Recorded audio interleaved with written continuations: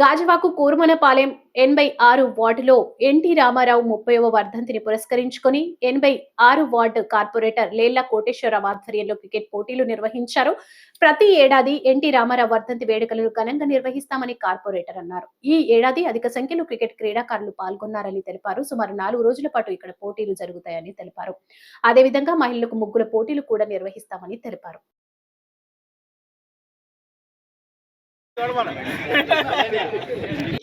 ముఖ్యమంత్రి వర్యులు అలాగే తెలుగుదేశం పార్టీ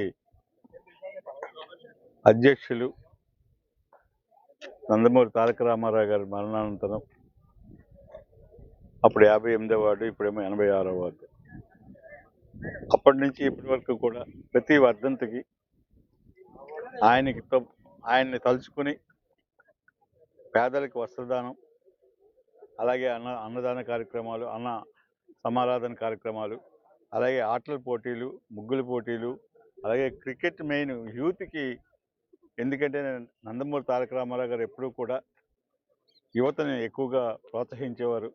కాబట్టి ఈ యూత్లో కూడా ఒక మంచి ఐక్యత రావాలనే ఉద్దేశంతో ఎప్పుడైతే వస్తాయంటే ఎక్కువగా చదువులోని, ఆటల్లోనే ఎక్కువగా ఐక్యతలు వస్తాయి, కాంపిటీషన్ వస్తుంది.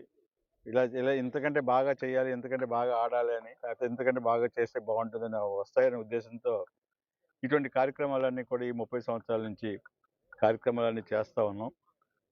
దీనిలోనే ఈరోజు 86వ వార్డులో క్రికెట్ మ్యాచ్లు ఇవాళ స్టార్ట్ చేయడం జరిగింది. ఇవాళ 14 టీములు మన వార్డులోనే, ఈ వార్డులోనే 14 టీములు వచ్చాయి. వాళ్ళందరికీ కూడా ఈ 5 రోజులు కూడా మ్యాచ్లు ఆడతారు. తర్వాత 18వ తారీఖున ప్రైజ్ డిస్ట్రిబ్యూషన్ ఉంటుంది. అలాగే అక్కడ ముగ్గుల పోటీలు, ఆడవాళ్ళందరికీ కూడా ముగ్గుల పోటీలు ఉంటాయి. అలా అన్న సమాధానం ఉంటుంది, వస్త్రదానం ఉంటుంది. ఇలాంటి అన్ని కార్యక్రమాలు ప్రతి సంవత్సరం చేస్తూనే ఉన్నాం. ఈసారి కూడా ఆ కార్యక్రమం చేస్తున్నాం. కాబట్టి ఇది మొట్టమొదటిగా స్టార్టింగ్ కాబట్టి క్రికెట్, ఎందుకంటే 5-6 రోజులు పడుతుంది కాబట్టి టైం మళ్ళీ పండగ వస్తుంది కాబట్టి ఇబ్బంది ఉండదని చెప్పి ఎప్పుడు కూడా 7, 8, 9 తారీఖుల్లో స్టార్ట్ చేస్తాం. ఇవాళ స్టార్ట్ చేయడం జరిగింది.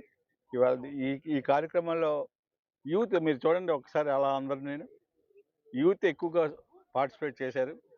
సుమారు 400-500 మంది యూత్ అంతా కూడా ఇక్కడ ఉండి ఈ గ్రౌండ్ అంతా చూడండి ఎంత నీట్గా చేసుకున్నారు. వాళ్ళంతటా వాళ్ళే చేసుకుని గ్రౌండ్ అంతా చేసుకుని ఇక్కడ గ్రౌండ్లో బాగా ఆడుకోవాలి అనే ఉద్దేశంతో గ్రౌండ్ని కూడా నీట్గా వాళ్ళే తయారు చేసుకుని కార్యక్రమాలు చేశారు.